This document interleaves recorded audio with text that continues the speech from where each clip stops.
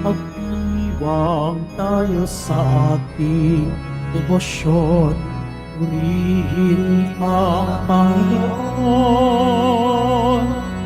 Viva Poong Jesus Nazareno, awit at papuri alay namin sa'yo. Hingin ang dalangin at pagsamo ng bayan mo. Viva Poong Jesus Nazareno.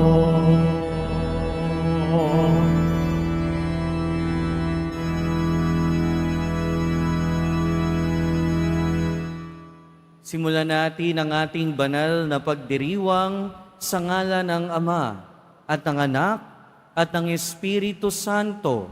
Amen. Ang pagpapala ng ating Panginoong Hesukristo, ang pag-ibig ng Diyos Ama, at ang pakikipagkaisa ng Espiritu Santo naway sumainyong lahat.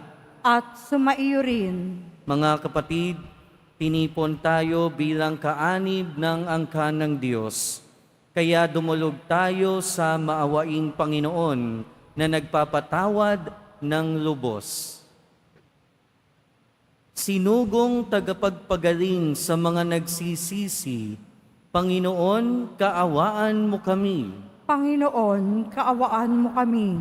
Dumating na tagapag-anyayang mga makasalanan ay magsisi, Kristo, kaawaan mo kami. Kristo, kaawaan mo kami. Nakaluklok ka sa kanan ng Diyos Ama para ipamagitan kami. Panginoon, kaawaan mo kami. Panginoon, kaawaan mo kami. Kaawaan tayo ng makapangyarihang Diyos, patawarin tayo sa ating mga kasalanan at patnubayan tayo sa buhay na walang hanggan. Amen. Manalangin tayo. Ama naming makapangyarihan, niloob mong akuin ng iyong anak ang krus at kamatayan upang ang sangkatauhay matubos at mabuhay. Ang pag-ako namin sa krus at kamatayan dito sa lupa ayon sa diwa ng pagsunod sa iyong loob ay ginanap ng iyong anak, ay magpagindapat nawang aming kamtin ang lubos na katubusan at pagkabuhay sa iyong piling sa pamamagitan ni Jesucristo kasama ng Espiritu Santo, magpasawalang hanggan. Amen. Magsiupo muna po ang lahat. Pagbasa mula sa sulat ni Apostol San Pablo sa mga taga-Efeso.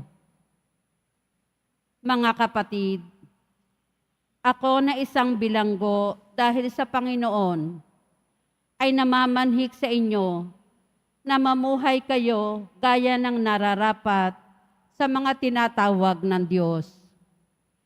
Kayo'y maging mapagkumbaba, mabait at matyaga. Magmahalang kayo at magpaumanhinan.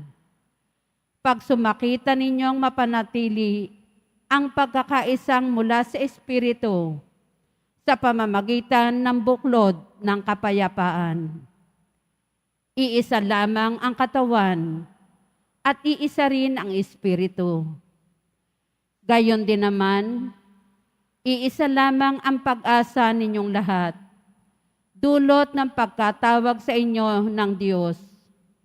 May isa lamang Panginoon, isang pananampalataya at isang binyag.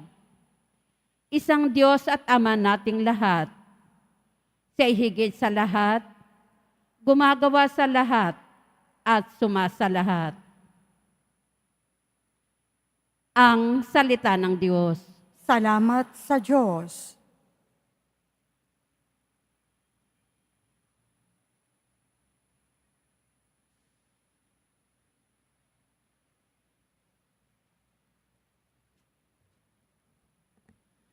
Panginoon, ang bayan mo ay dumudulog sa iyo. Panginoon, ang bayan mo ay dumudulog sa iyo. Ang buong daigdig, lahat ay naroon. May-ari ang Diyos ating Panginoon. Ang mundo'y natayo at yaong sandigay, ilalim ng lupa, tubig kalaliman. Panginoon, ang bayan mo ay dumudulog sa iyo. Sino ang marapat umahon sa burol? Sa burol ng poon, sino ngang aahon? Sinong papayagang pumasok sa templo? Sinong tutulutang pumasok na tao? Siya na malinis ang isip at buhay, na hindi sumamba sa Diyos-Diyosan, tapat sa mga pangako na binibitiwan. Panginoon, ang bayan mo ay dumudulog sa iyo. Ang Panginoong Diyos, pagpapalain siya, ililigtas siya at pawawalang sala. Gayon ang sinumang lumalapit sa Diyos, silang lumalapit sa Diyos ni Jacob. Panginoon, ang bayan mo ay dumudulog sa iyo. Magsitayo na po ang lahat.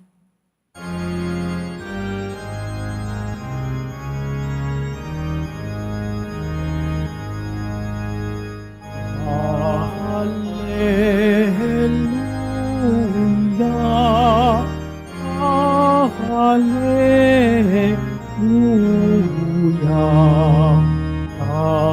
hallelujah, hallelujah, hallelujah.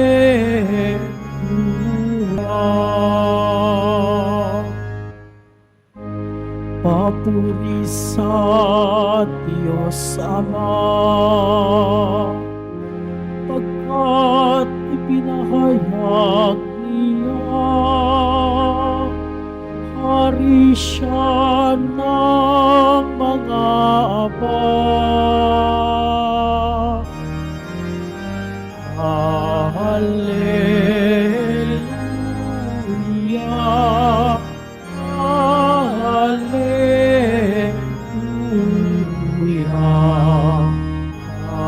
hallelujah,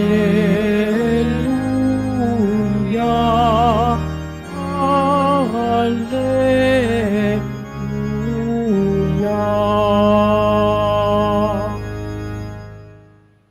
Sumainyo ang Panginoon. At sumaiyo rin. Ang mabuting balita ng Panginoon ayon kay San Lucas. Papuri sa iyo, Panginoon. Noong panahong iyon, sinabi ni Jesus sa mga tao, "Kapag nakita ninyong makapal ang ulap sa kanluran, sinasabi ninyong uulan, at gayon nga ang nangyayari. At kung umihip ang hanging timog, ay sinasabi ninyong iinit, at nagkakagayon nga. Mga mapag-imbabaw, marunong kayong bumasa ng palatandaan sa lupa't sa langit, bakit hindi ninyo mabasa ang mga tanda ng kasalukuyang panahon? Bakit hindi ninyo napagpasyahan kung alin ang matuwid? Kapag isinakdal ka sa hukuman, makipag-ayos ka sa nagsakdal habang may panahon. Baka kalid ka rin kanya sa hukuman at ibigay ka sa hukom o ibigay ka ng hukom sa tanod at ibilanggo ka naman ito. Sinasabi ko sa iyo, hindi ka makalalabas doon hanggat hindi mo nababayaran ang kahuli-hulihang sentimo." Mga kapatid, ang mabuting balita ng Panginoon. Pinupuri ka namin, Panginoong Hesukristo. Magsiupo muna po ang lahat. Mga kapatid, magandang umaga po sa inyong lahat. Ngayon ay Friday and Friday is Quiapo Day, araw ng ating pagdedebosyon sa ating Poong Jesus Nazareno. Kaya bigyan natin siya ng parangal at papuri. Mga kapatid, merong dalawang payo ang ating Panginoon sa ating Ebanghelyo ngayon. Payo tungkol sa kilos at gawa ng Diyos at payo patungkol sa ating kilos at gawa at sa gawa natin sa ating kapwa and vice versa. Sinabi dito ng ating Panginoon, mga mapag-imbabaw, marunong kayong bumasa ng palatandaan ng lupa't sa langit, Bakit hindi ninyo mabasa ang mga tanda ng kasalukuyang panahon? At ano ang panahon ngayon? Panahon ngayon, bumabagyo pa rin, kaya ipagdasal pa din natin, no? Ipanalangin pa rin natin yung mga kababayan, kapatid nating nasa lanta ng bagyo. At ano yung panalangin nyo ngayon? Baka naman yung panalangin nyo yung katulad nung nabasa ko sa FB. Sabi doon, Panginoon, iligtas nyo kami sa bagyo na sa inyo rin nanggaling. So imagine that. Alam nating lahat, na dahil yung mga bagyo ngayon mas malalakas, hindi dahil ibinibigay ng Diyos, pero dahil sa kagagawa na rin ng mga tao.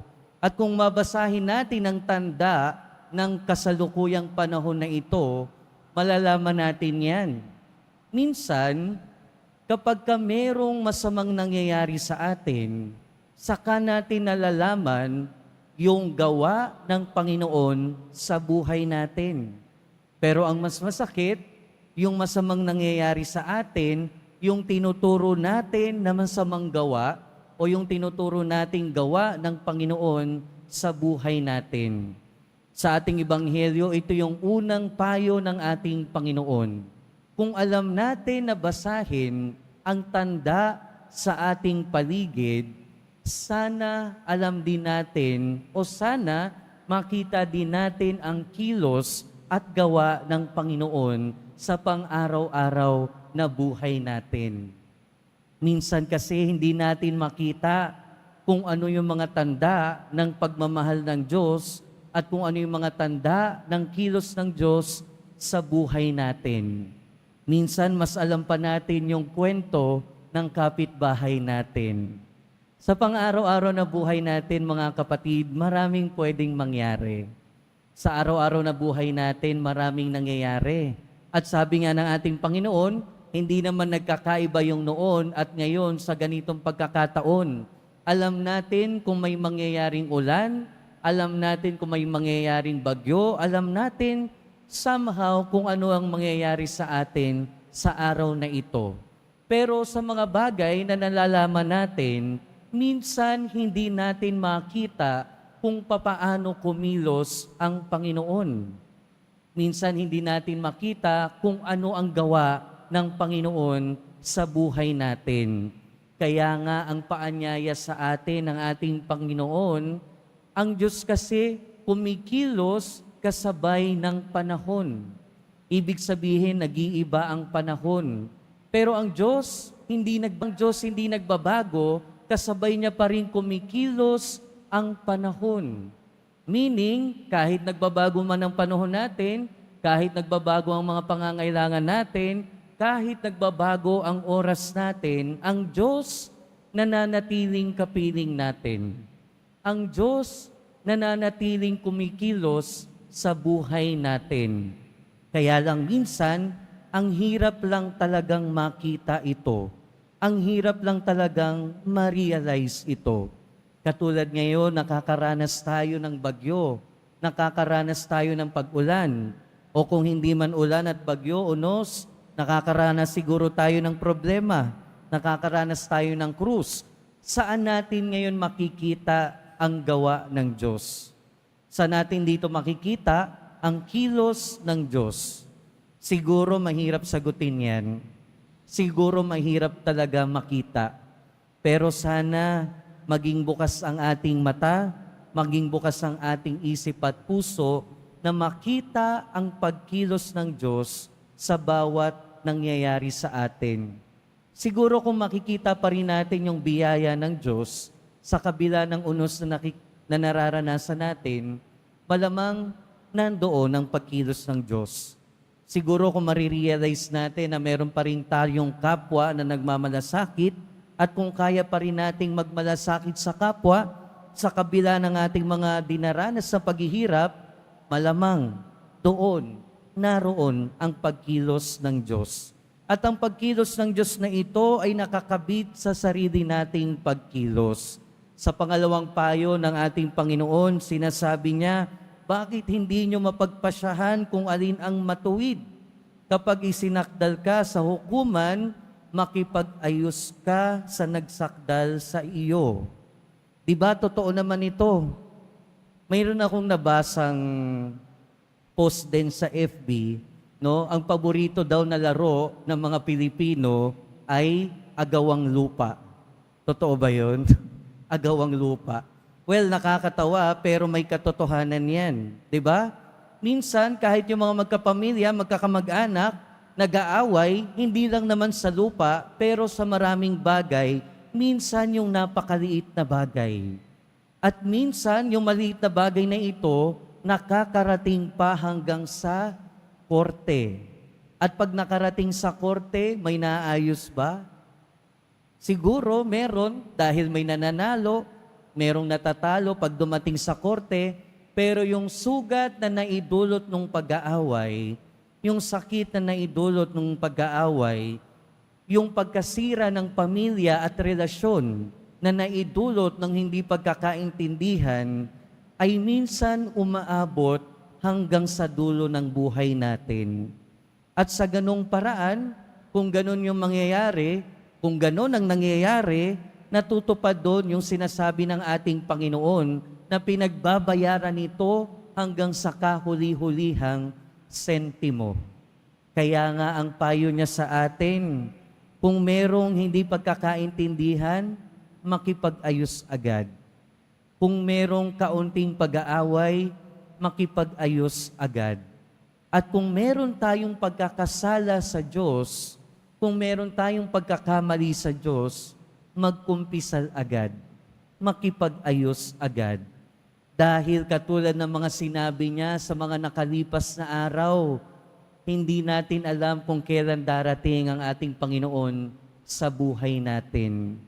Hindi natin alam kung kailan darating ang kamatayan. At kung dumating siya nang hindi tayo handa, kung dumating siya nang hindi ayos ang ating relasyon sa ating kapwa at sa ating Panginoon, baka matagalan tayo sa purgatorio. O baka naman mawala tayo sa mundo ng maraming daladalang pagsisisi at maraming daladalang hinanakit at sama ng loob. Mga kapatid, sa pagpapatuloy ng ating buhay, patuloy tayong pinaalalahanan ng ating mga pagbasa. Na unang-una, sana sa pang-araw-araw na buhay natin, patuloy nating makita ang grasya, ang gawa at pagkilos ng Diyos sa buhay natin. At paalala din ito na sa araw-araw kasama natin ang ating Poong Jesus Nazareno. Nawa makita natin ito. At pangalawa, pinapaalalahanan tayo ng ating Ebanghelyo na sa gawa natin sa ating kapwa o sa gawa ng kapwa natin sa atin, kung meron mang nakakasakit, sana ito ay lagi natin o agad nating bigyan ng pansin, agad tayong magkipag-ayos, agad nating solusyonan. Dahil baka dumating yung araw, baka huli na ang lahat. Amen. Magsitayo na po ang lahat.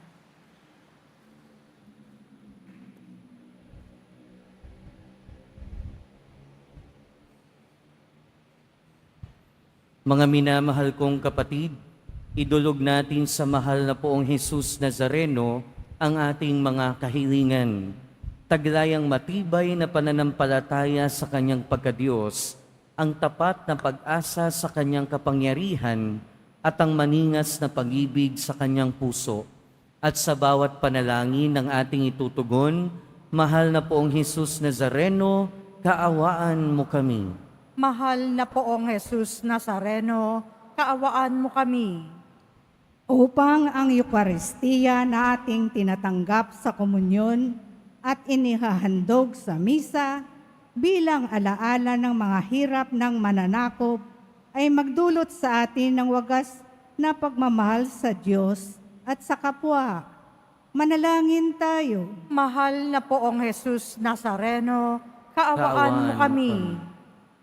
Upang ang panalangin ni Jesus Nazareno sa halamanan ng Getsemani, na dito'y pinawisan siya ng dugo, ay maghasik sa atin ng pagkahilig sa panalangin na siyang mabisang lunas sa lahat ng karamdaman ng tao.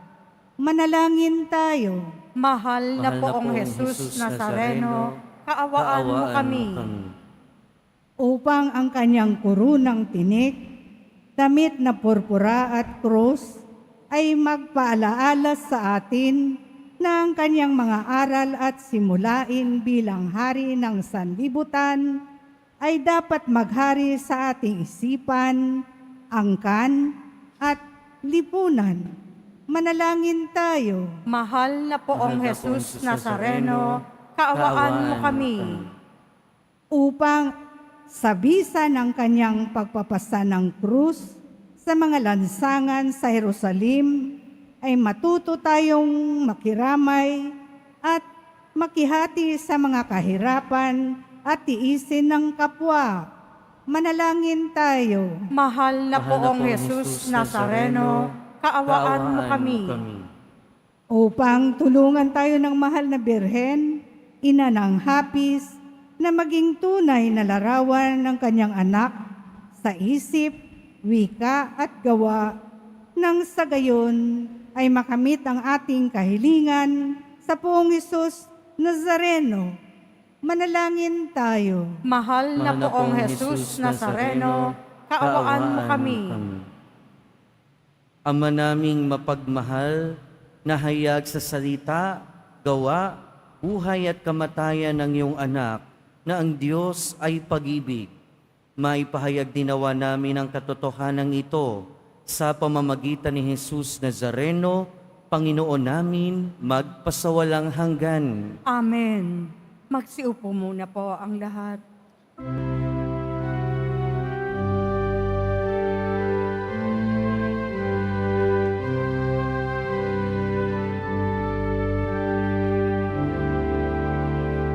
Poong Jesus Nazareno, naririto kami sa harap mo. Alak at tinapay alay namin sa'yo, mula sa tangkay ng ubas at butil ng trigo, upang maging dugo't katawan mo. Jesus Nazareno, alak at tinapay sa tanan ay nagbibigay buhay, biyayang kaloob mo ay aming inaalay, aming hiling pagpapalat, buhay na dalisay. Magsitayo na po ang lahat. Manalangin kayo mga kapatid upang ang paghahain natin ay kalugdan ng Diyos amang makapangyarihan. Tanggapin nawa ng Panginoon itong paghahain sa iyong mga kamay, sa kapurihan niya at karangalan, sa ating kapakinabangan at sa buong sambayanan niyang banal. Ama naming lumikha sa ikapagpapatawad ng mga kasalanan, maganap nawa ang paghahain ito na sa dambana ng krus ay siyang pumawi sa kasalanan ng buong mundo. Sa pamamagitan ni Jesucristo, kasama ng Espiritu Santo, magpasawalang hanggan. Amen. Sumainyo ang Panginoon. At sumaiyo rin. Itaas sa Diyos ang inyong puso at diwa. Itinaas na namin sa Panginoon. Pasalamatan natin ang Panginoong ating Diyos. Marapat na siya ay pasalamatan. Ama naming makapangyarihan, tunay ngang marapat na ikaw ay aming pasalamatan. Iyong ipinasyang sa kahoy na krus, ang sangkatauhay tubusin ni Jesus. Sa punong kahoy nagkapuwang ang kamatayan. Sa kahoy na krus itinanghal ang pagkabuhay. Sa punong kahoy na naig ang sumuway sa iyo. Sa kahoy na krus, siya'y nadaig ng masunuring anak mo. Kaya kaisa ng mga anghel na nagsisiawit ng papuri sa iyo, nang walang humpay sa kalangitan, kami nagbubunyi sa iyong kadakilaan.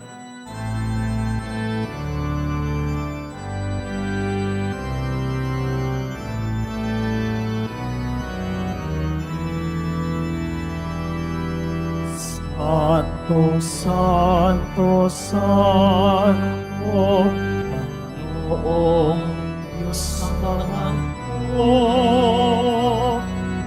napupuno ang langit at lupa ng kadakilaan mo. Hosana, Hosana, Hosana sa kaitaasan. Hosana, Hosana, Hosana sa kaitaasan. Pinagpala na Panginoon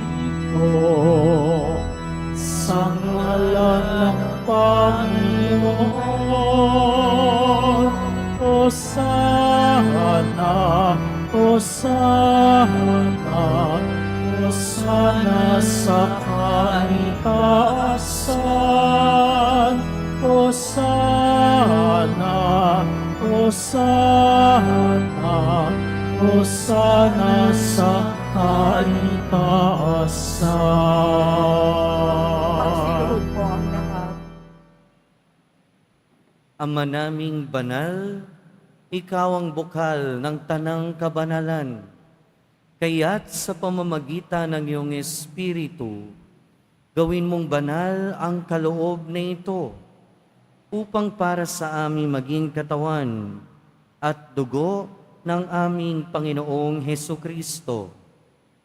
Bago niya pinagtiis ang kusang loob na maging handog, hinawakan niya ang tinapay, pinasalamatan kaniya, pinaghati-hati niya iyon, iniabot sa kanyang mga alagad at sinabi, "Tanggapin ninyong lahat ito at kanin. Ito ang aking katawan na ihahandog para sa inyo."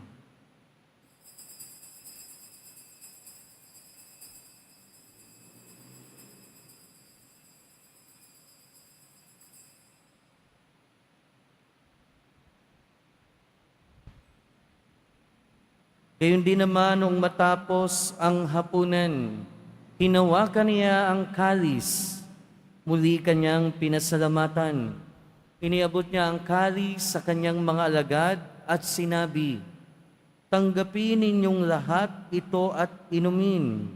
Ito ang kalis ng aking dugo, ng bago at walang hanggang tipan. Ang aking dugo na ibubuhos para sa inyo at para sa lahat, sa ikapagpapatawad ng mga kasalanan. Gawin ninyo ito sa pag-alala sa akin."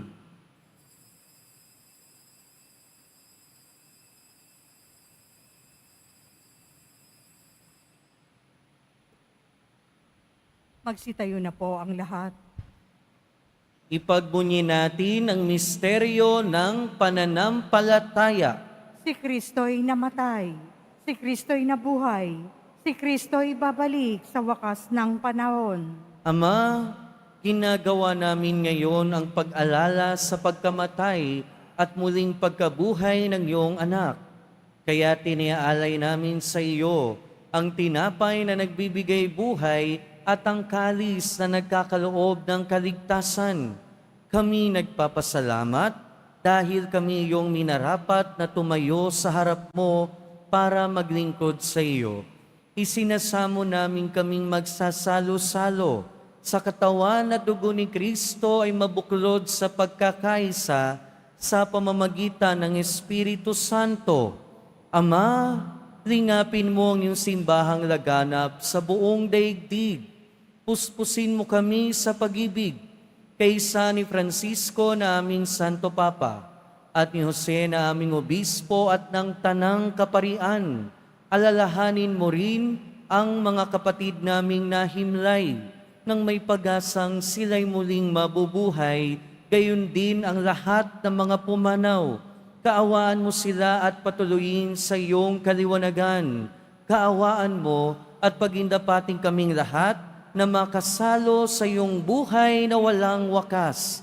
Kaysa ng mahal na Birheng Maria na Ina ng Diyos, ng kabiyak ng puso niya si San Jose, kaysa ng mga apostol ni San Juan Bautista at ng lahat ng mga banal na namuhay dito sa daigdig ng kalugod-lugod sa iyo. Maipagdiwang nawa namin ang pagpupuri sa ikararangal mo sa pamamagitan ng iyong anak na aming Panginoong Hesukristo.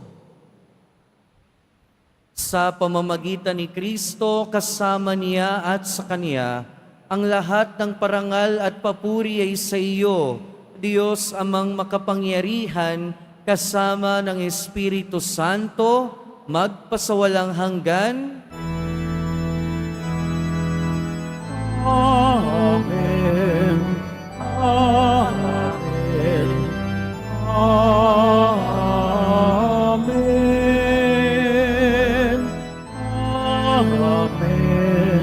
Amen. Amen.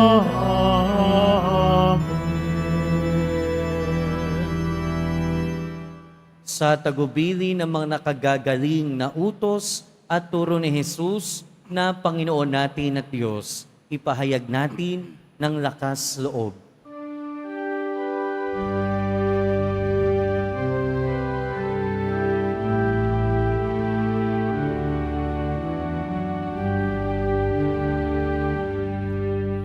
Ama namin, sumasalangit ka, sambahin ang ngalan mo, mapasa amin ang kaharian mo, sundin ang loob mo. Dito sa lupa, para ng bigyan mo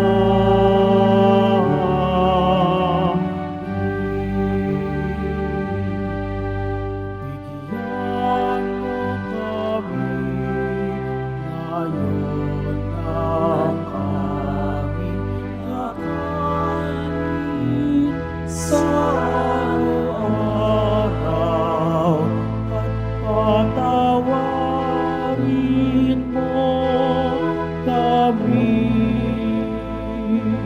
sa aming mga sala,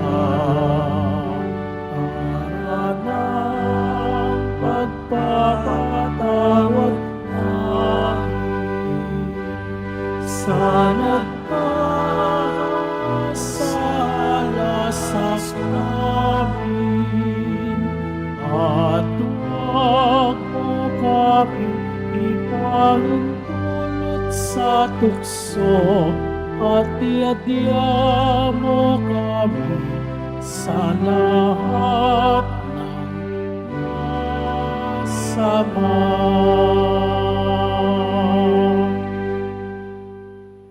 Hinihiling namin kami adya sa lahat ng masama, pagkalooban ng kapayapaan araw-araw, iligtas sa kasalanan at ilayo sa lahat ng kapahamakan, samantalang aming pinananabikan ang dakilang araw ng pagpapahayag ng tagapagligtas namin si Hesukristo. Sapagkat iyo ang kaharian at ang kapangyarihan at ang kapurihan magpakailanman. Amen. Panginoong Hesukristo, sinabi mo sa iyong mga apostol, kapayapaan ang iniiwan ko sa inyo, ang aking kapayapaan ang ibinibigay ko sa inyo. Tunghayan mo ang aming pananampalataya at huwag ang aming pagkakasala. Pagkalooban mo kami ng kapayapaan at pagkakaisa ayon sa iyong kalooban, kasama ng Espiritu Santo, magpasawalang hanggan. Amen. Ang kapayapaan ng Panginoon ay laging sumainyo. At sumaiyo rin. Magbigayan tayo ng kapayapaan sa isa't isa. Peace be with you po. Kordero ng Diyos na nag-aalis ng mga kasalanan ng sanlibutan, maawa ka sa amin. Kordero ng Diyos na nag-aalis ng mga kasalanan ng sanlibutan, maawa ka sa amin.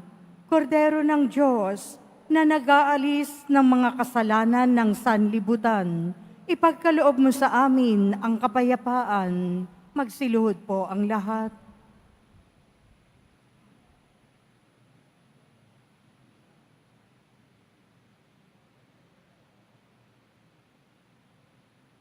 Ito ang kordero ng Diyos.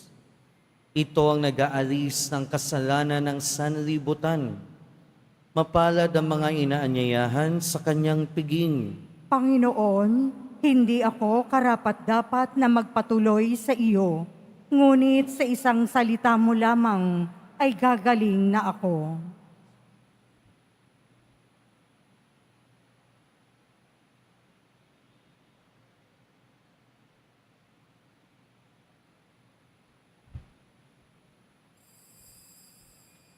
Para po sa lahat ng tatanggap ng banal na komunyon, sasagot po tayo ng Amen. Pagkasabi ng pari o ng lay minister ng katawan ni Kristo at isubo agad sa bibig bago umalis sa harapan ng pari o lay minister. Sumunod po tayo.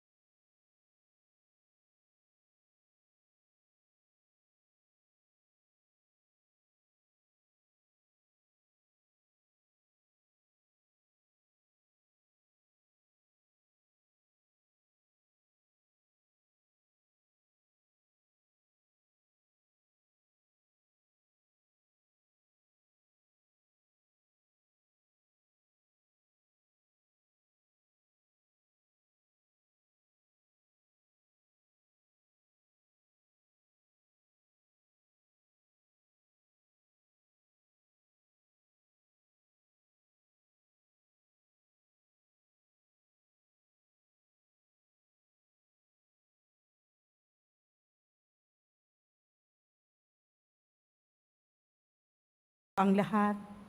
Manalangin tayo. Panginoong Hesu Kristo, kaming nagsalo-salo sa banal na pakikinabang ay nakikiusap sa iyo na ang mga nasagip ng kahoy na krus na nagbibigay buhay ay iyong ihatid sa pagkabuhay sa kaluwalhatian, sapagkat ikaw ang Panginoon, magpasawalang hanggan. Amen. Sumainyo ang Panginoon. At sumaiyo rin. Mahal na poong Jesus Nazareno, inihayag mo sa pamamagitan ng krus ang walang maliw na pag-ibig ng Diyos sa sangkatauhan. Pakinggan mo ang kahilingan ng iyong angkan na nagsusumamo sa iyo. Makamtan nawa nila ang iyong katugunan at tanggapin ang kasagutan na may utang na loob na tinatanaw. Basbasan din po ninyo ang mga daladala nilang imahen at dasalan. Sa pamamagitan ng bendisyon na ito, naway maalaala nila ang mga pangako nila noon sa binyag, na ikaw ang kanilang iibigin at paglilingkuran bilang Panginoon, magpasawalang hanggan. Amen. At pagpalain kayo ng makapangyarihan at mapagmahal na Diyos, Ama, Anak, at Espiritu Santo. Amen. Pumayo kayong taglayang kapayapaan ng Poong Jesus Nazareno. Salamat sa Diyos.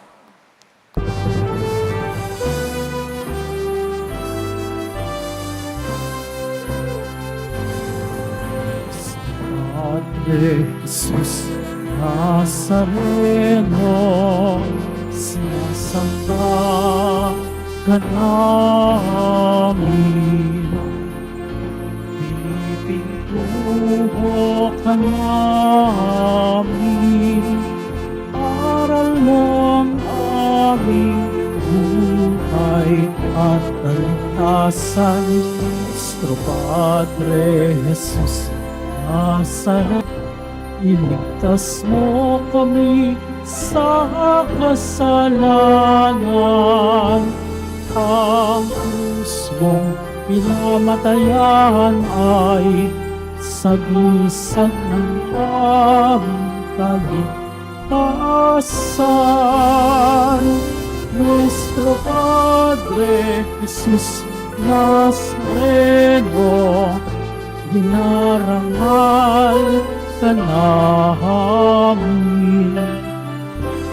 Nuestro Padre Jesus Nazareno, niwalhati ka namin.